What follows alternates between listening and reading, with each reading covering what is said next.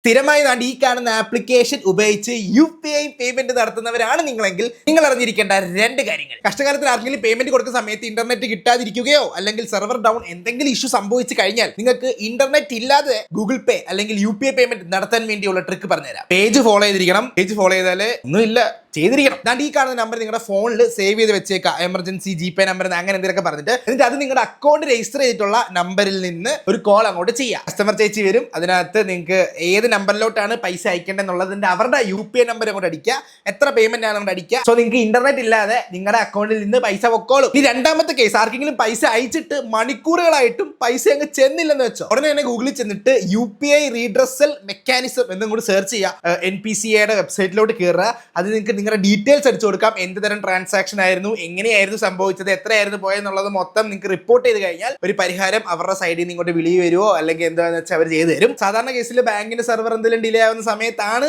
ഈ ഗൂഗിൾ പേയിലൂടെ പൈസ അയച്ചിട്ട് അങ്ങ് ചെല്ലാത്തത്. ഒരു 2, 3, 4 മണിക്കൂറൊക്കെ നോക്കി 4 മണിക്കൂർ കഴിയുമ്പോൾ പിന്നെ റിപ്പോർട്ട് ചെയ്ത്